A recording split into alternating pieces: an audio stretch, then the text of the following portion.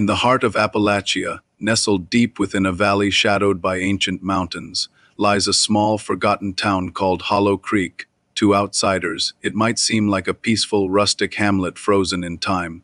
But for the folks who live there, Hollow Creek holds a dark secret, a chilling legend whispered from one generation to the next. This isn't just another ghost story told around a campfire.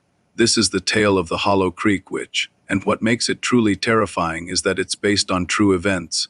Our story begins in the fall of 1978. Life in Hollow Creek was simple. The community was tight-knit. Everyone knew everyone, and life moved at a slow, predictable pace. The leaves were turning brilliant shades of orange and red, and the crisp autumn air was filled with the smell of wood smoke. But that peace was about to be shattered. It all started with the disappearance of a young boy named Leo. He was just 8 years old, a bright, curious kid with a mop of sandy hair and a smile that could melt your heart. One afternoon, he went out to play in the woods behind his house, a place he knew like the back of his hand. He never came home. The town organized a search party. Hundreds of people combed through the dense forest, calling his name until their voices were hoarse. They searched for days, but it was as if Leo had vanished into thin air. There were no tracks, no signs of a struggle, nothing. Just an eerie silence in the woods that seemed to mock their efforts. As hope began to fade, a strange and unsettling theory started to take root among the locals. They began to talk about Elara, an old woman who lived alone in a dilapidated cabin on the edge of the woods. Elara was the town recluse. No one really knew much about her, only that she had lived in that cabin for as long as anyone could remember. She kept to herself, gathering herbs from the forest and rarely venturing into town. Over the years, stories had grown around her like ivy on an old wall.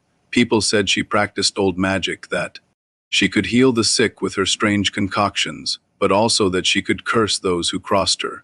Children were warned not to go near her property, and most adults avoided her out of a mixture of fear and superstition. Now, with Leo gone, those whispers turned into accusations. It was the witch, they'd say in hushed tones. She took him. The town's sheriff, a pragmatic man named Brody, dismissed it all as nonsense. He was a man of facts and evidence, not folklore. He'd known Elara his whole life and saw her as nothing more than a lonely old woman who had been unfairly ostracized. He warned people against spreading baseless rumors and continued his official investigation, looking for a logical explanation. But as the weeks turned into a month and the investigation yielded no leads, the town's fear and paranoia grew. Then a second child disappeared, a little girl named Lily. Like Leo, she vanished without a trace while playing near the edge of the woods. The town was plunged into a state of panic. The whispers about Elara became a roar. Sheriff Brody found himself under immense pressure. The community, gripped by terror, demanded action. They didn't want a logical investigation anymore. They wanted a scapegoat. They wanted the witch. A group of townspeople, led by a man whose family had a long-standing feud with Elara's, decided to take matters into their own hands, armed with torches and pitchforks. Yes, it sounds like something out of a classic monster movie, but this really happened. They marched towards Elara's cabin. Sheriff Brody got word of the mob and raced to intervene. He arrived just as they were surrounding the small, dark cabin, their faces illuminated by the flickering torchlight, their voices a chorus of anger and fear. Brody stood between the mob and Elara's door, pleading for calm and reason. He reminded them that they were a community of good people, not a lawless mob. He promised he would bring Elara in for questioning, that he would get to the bottom of this, but it had to be done the right way. Reluctantly, the mob dispersed, but their eyes were filled with suspicion, not just for Elara, but now for the sheriff who was protecting her. True to his word, Sheriff Brody went to Elara's cabin the next morning. He found her sitting by her cold fireplace, looking frail and terrified.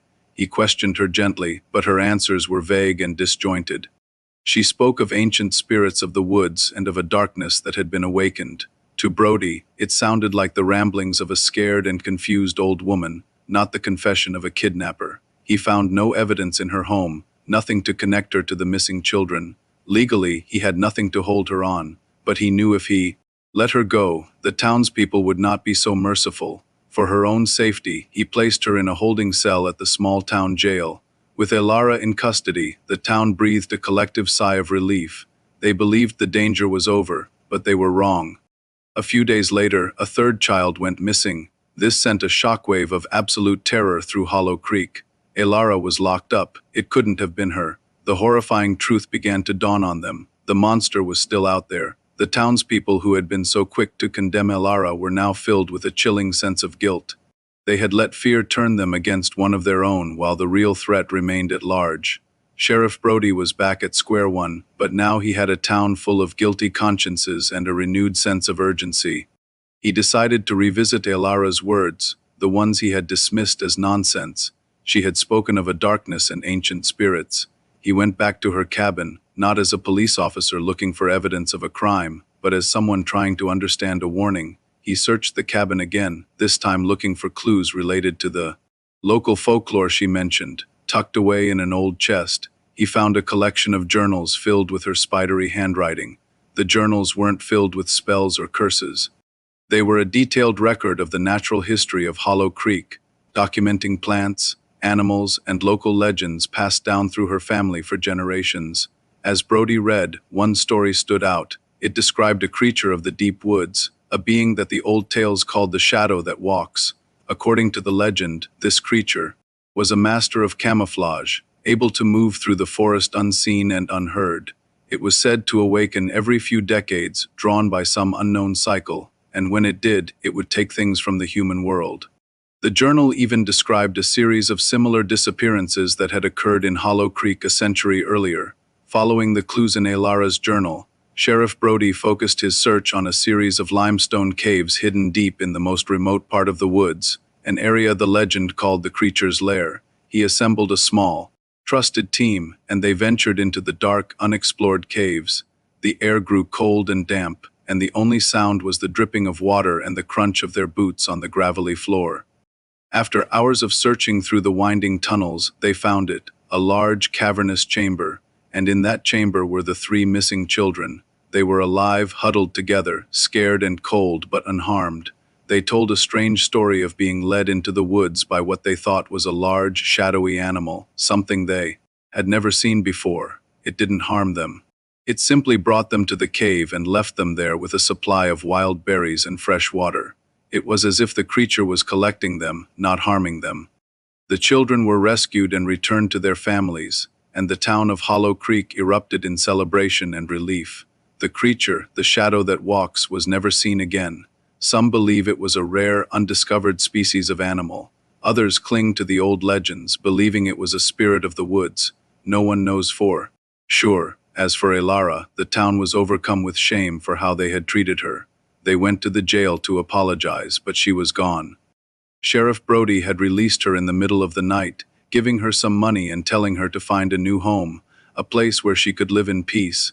She was never seen in Hollow Creek again, the story of the Hollow Creek which serves as a chilling reminder of how quickly fear can turn a community against itself. It's a story about the monsters we imagine and the real ones we fail to see. The town learned a hard lesson about prejudice and the danger of a mob mentality. The legend lives on, not just as a ghost story, but as a cautionary tale. So, what do you think? Was it an undiscovered animal, a supernatural entity, or something else entirely? Let me know your theories in the comments below. Thanks for watching, and if you enjoyed this story, please hit that like button and subscribe for more tales from the shadows. Stay safe out there.